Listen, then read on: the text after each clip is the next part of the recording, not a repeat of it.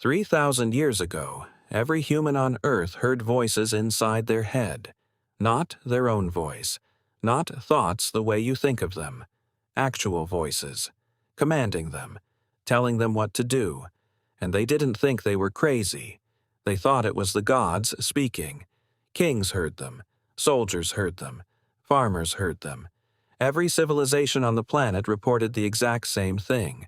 Invisible beings issuing direct orders inside their skulls, which sounds like mass insanity. Except, there's a theory that says they were telling the truth, not about the gods part, about the voices. And if that theory is correct, it means human consciousness, the little voice in your head right now, didn't always exist. It was invented. This story starts with a very strange book. In the 1970s, a Princeton psychologist named Julian Jaynes picked up Homer's Iliad, one of the oldest written stories in human history. And he noticed something that nobody had paid attention to before. None of the characters in the Iliad think. Not once. Not a single character in the entire book pauses, reflects, weighs options, or considers consequences. Nobody has an internal debate. Nobody hesitates. Instead, every major decision is made the same way. A god appears, gives a command, and the character obeys.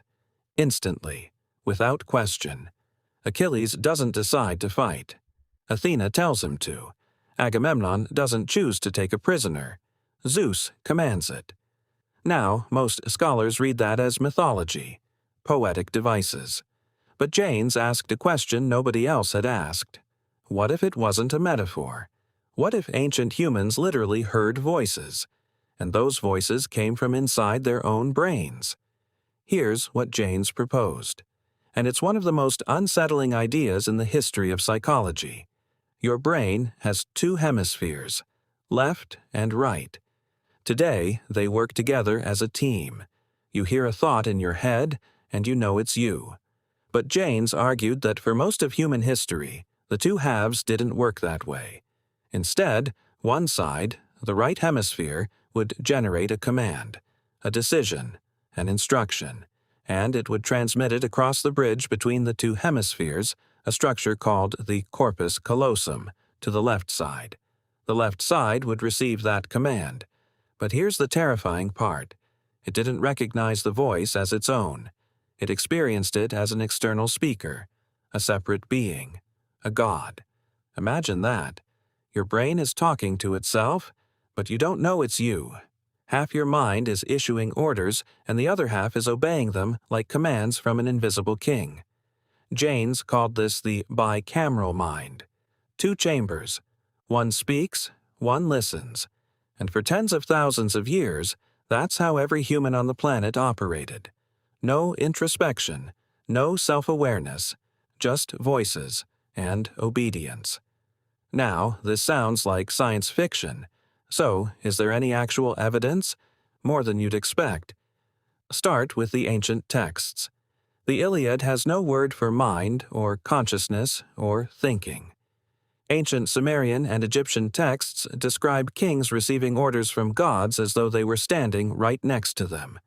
The Hebrew Bible is filled with people hearing direct commands from God, not in prayer, but as literal audible voices. Then look at the statues.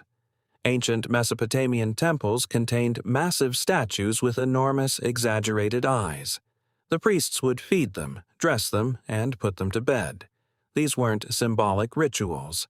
Jaynes argued the statues were designed to trigger the hallucinated voices, like looking at your boss's face to hear their instructions. But the strongest evidence comes from neuroscience. In the 1960s, a neurosurgeon named Wilder Penfield was performing brain surgery on conscious patients. When he electrically stimulated certain areas of the right hemisphere, patients reported hearing voices. Clear, authoritative commands. And here's something even stranger. Brain scans of people who experience auditory hallucinations today show elevated activity in the exact same right hemisphere regions. Jaynes believed schizophrenia might be an echo, a leftover glitch from the old operating system. So if this bicameral system worked for thousands of years, what broke it?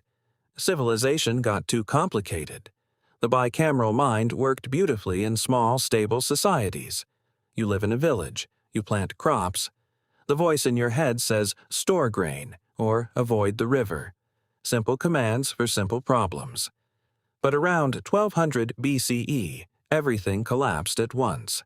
The Bronze Age collapse, earthquakes, famines, invasions, mass migrations, trade routes shattered overnight. Entire civilizations fell. The Hittites, the Mycenaeans, the Egyptians nearly crumbled.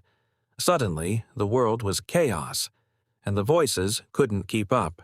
The hallucinated gods gave commands for a world that no longer existed. Store grain doesn't help when your city is on fire. Avoid the river means nothing when your entire civilization has been invaded by strangers.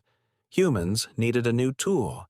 They needed to improvise, to plan, to think about thinking, and slowly, painfully, consciousness emerged. The two hemispheres began integrating. The right side stopped broadcasting commands as separate voices. The left side started recognizing its own thoughts as its own. For the first time in human history, people had an inner monologue, but it came with a cost. The gods went silent. And you can actually see this happen in the ancient texts. The earliest writings are filled with confident commands from the gods, direct, clear, and constant. But as the centuries pass, the texts start to change. The gods become harder to reach. Prayers get longer. Rituals become more elaborate. Prophets emerge, special people who can still hear the gods when ordinary people can't. The Hebrew Bible captures this perfectly. In the early books, God speaks directly to humans constantly. By the later books, God has gone quiet.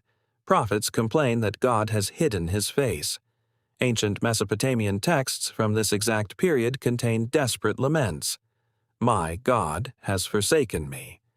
The gods do not answer my prayers.